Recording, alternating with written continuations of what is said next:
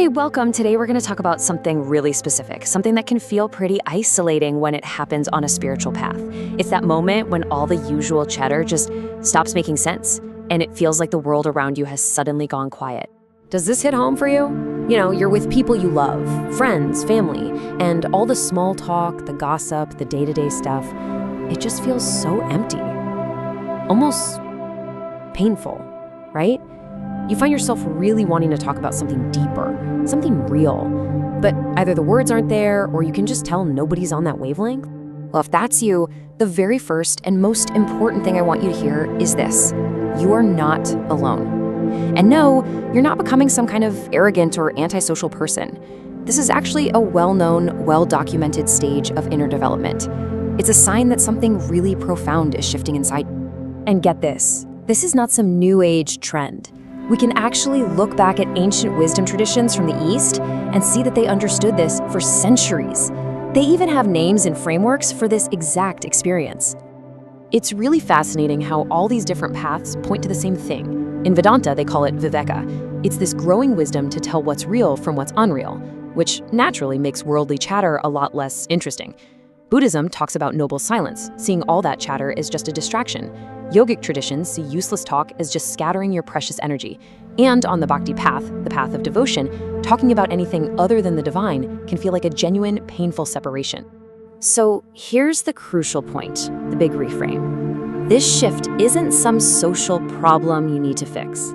It's a sign of a deep inner transformation. It's proof that your inner world is literally changing its frequency. We can be so hard on ourselves during this phase, right? We think we're becoming cold or maybe arrogant, but what if we just flip that script? What if feeling cold is actually a sign that you're tuning into subtler, deeper energies?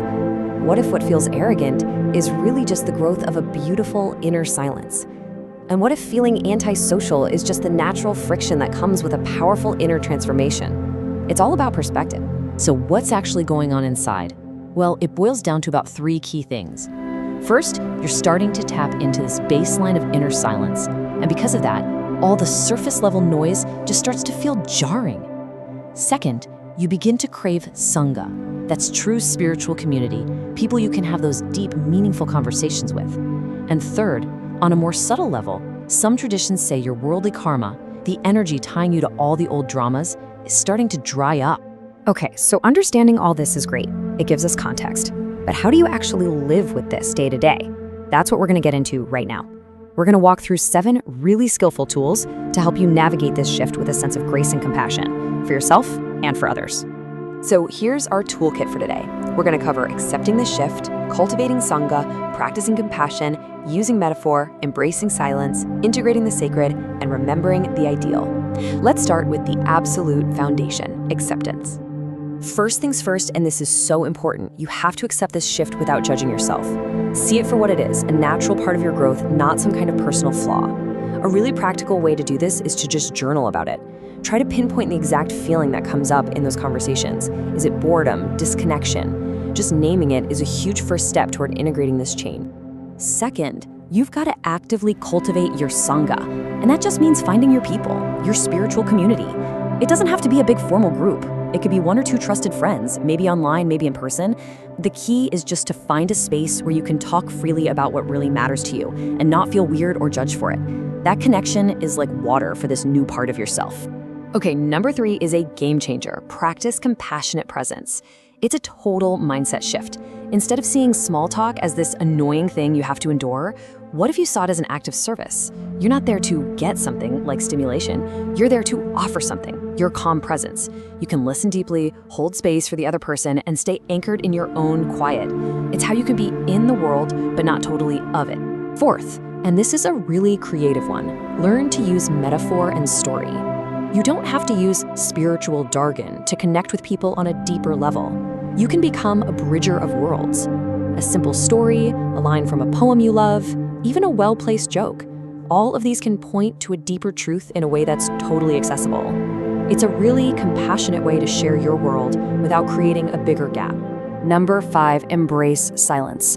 It is 100% okay to honor your need for quiet. This is not you being antisocial. This is profound self-care. So give yourself permission. Take a vow of silence for an afternoon, go on a little solo retreat, or just cut back on texts and emails. You are creating the space that your inner world desperately needs to recharge and deepen its roots. All right, number 6 is where we start to integrate everything. The goal here is to stop splitting your world into spiritual stuff over here and boring mundane stuff over there. Can you start to see the sacred in everything? Can washing the dishes be a meditation? Can a simple conversation about the weather become a practice in just being present? When you see all of it as an expression of life, that need to escape from ordinary moments starts to just dissolve. And our 7th and final tool is to remember what's called the Bodhisattva ideal. Now, this is a really powerful idea, especially if it resonates with you. It's the choice to engage with the world not because you need anything from it, but because you want to offer your love and your presence out of pure compassion for others. You engage not to get, but simply to give. Let's just sit with that for a second. This moment is God in disguise. That mindset, seeing the divine hiding in plain sight in every ordinary second, that might be the most powerful tool of all for bringing our deepest truth into our everyday life. So we'll leave you with a question for your own reflection. For you, right now, in your life, is this shift a call to retreat, to go deeper into silence, or is it a test, a challenge to integrate your inner peace with the beautiful, messy world right in front of you? Only you can know the answer for your path.